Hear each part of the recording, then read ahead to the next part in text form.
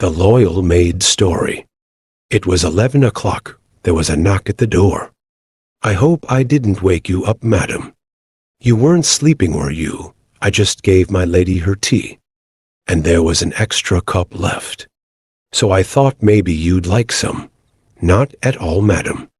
I always make tea at the end of the night. She drinks it in bed after her prayers to make her warm. I boil the water when she starts praying. And I say to the kettle now, 'Don't rush your prayers, but the water is always ready.' Before she finishes praying, you see, madam, we know a lot of people, and she prays for all of them. Everyone? My lady has a list of names in a little red book. Oh dear. When someone new comes to see us, and my lady says, 'Ellen, give me my little red book. I feel tired, there's another one.' I think keeping her out of bed for longer. And she won't use a cushion, madam. She kneels on the hard carpet. It makes me very worried to see her, because I know her so well. I tried to help her. I spread out the blanket for her. But the first time I did that, oh, she gave me such a look. It was holy, madam. When I tucked her, and just now, and saw her lying back, her hands on top of the blanket, and her head on the pillow. So beautiful, I couldn't help thinking now, you look just like your dear mother. When I took care of her, yes, madam. I had to do everything for her. Oh, she looked so sweet. I did her hair softly around her forehead, in pretty little curls and just beside her neck. I put some beautiful purple flowers. Those flowers made her look perfect, madam. I will never forget them tonight. When I looked at my lady, I thought, now if only the flowers were here, no one would know the difference. But one day I got some scissors. And would you believe it, madam? I cut off all my hair. I chopped it off in little pieces, like the little monkey I was. Grandfather was so angry, he grabbed the hot tongs. I'll never forget it. He took my hand and closed my fingers in them. "That'll teach you," he said. It was a very bad burn. I still have the scar today. You see, madam, he was so proud of my hair. He used to sit me up on the counter before the customers came, and he would make my hair look beautiful. Big soft curls and waved on top. I remember the assistants watching, and I sat very serious, holding the penny grandfather gave me while he did my hair. But he always took the penny back afterwards. Poor grandfather. He was so upset at how I looked after cutting my hair. But he really scared me that time. Do you know what I did, madam? I ran away, yes. I did. I ran around corners, in and out, and I don't know how far I ran. Oh dear, I must have looked funny, with my hand wrapped up in my apron, and my hair all messy. People must have laughed when they saw me. No, madam, grandfather never got over it. He couldn't stand to look at me after that. He couldn't even eat his dinner if I was there. So, Miantumak mine, she was a cripple and worked as an upholster. She was very small. She had to stand on the sofas to cut the backs of them. And it was well helping her that I met my lady. I wasn't very young, madam.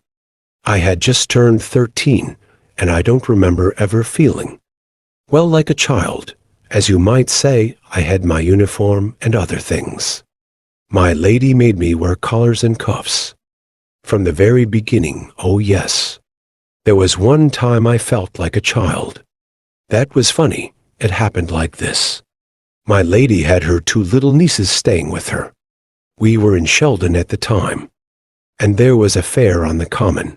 Now, Ellen, she said, I want you to take the 2 young ladies for a ride on the donkeys. So off went Williters White, holding my hands, but when we got to the donkeys, they were too shy to go on, so we just watched instead.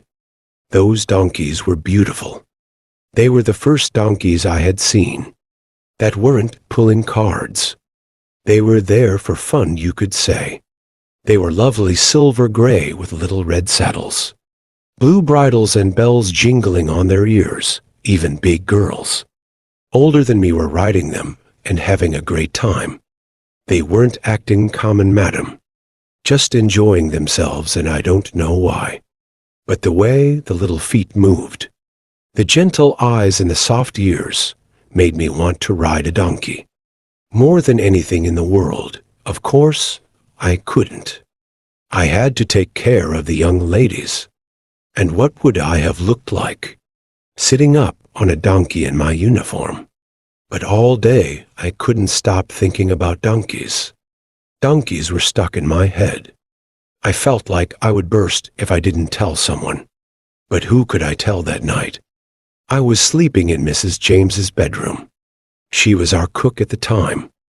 As soon as the lights were out, I saw the donkeys again in my mind, with their neat little feet and sad eyes. Well, madam, would you believe it, I waited for a long time, pretending to be asleep, and then suddenly, I sat up and shouted as loud as I could, "I do want to go on a donkey. I do want a donkey ride, you see." I had to say it, and I thought no one would laugh at me. If they thought I was only dreaming, clever of me, wasn't it? That's just how a silly child would think. No, madam, not anymore, of course. I thought about it once, but it wasn't meant to be. He had a little flower shop just down the road, across from where we were living. Funny, wasn't it, and me loving flowers so much. We had a lot of visitors at the time, so I was going in and out of the shop a lot.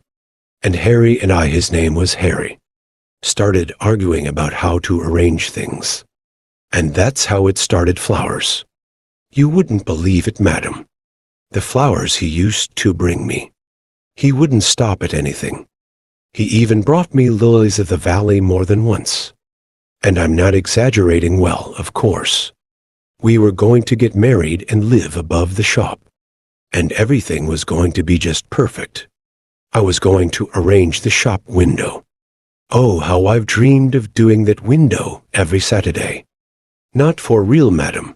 Just in my head, I've decorated it for Christmas, with a holly sign and everything. I've had Easter lilies in it, with a big star made of daffodils in the middle. I've hung well, that's enough of that. The day came when he was supposed to pick me up, to choose the furniture. Will I ever forget it? It was a Tuesday. My lady wasn't feeling well. That afternoon, she didn't say anything. Of course, she never does and never will. But I knew something was wrong, because she kept wrapping herself up and asking if it was cold, and her little nose looked pinched. I didn't like leaving her. I knew I'd be worried the whole time. Finally, I asked her if she'd rather I stayed. "Oh no, Ellen," she said, "don't worry about me.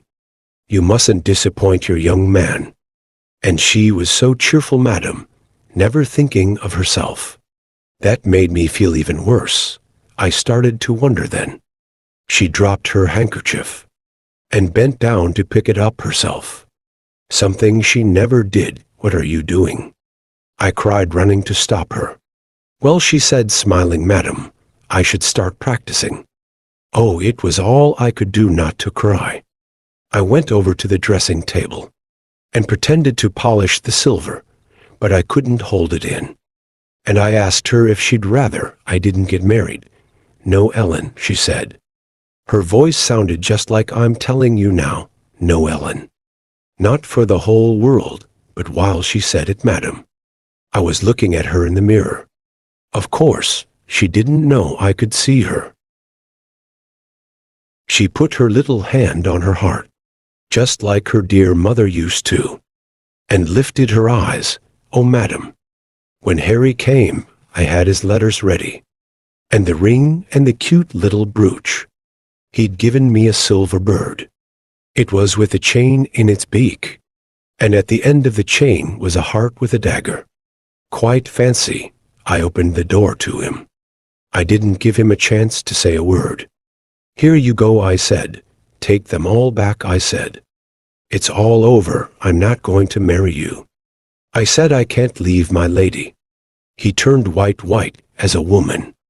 I had to slam the door, and there I stood, shaking all over until I knew he was gone.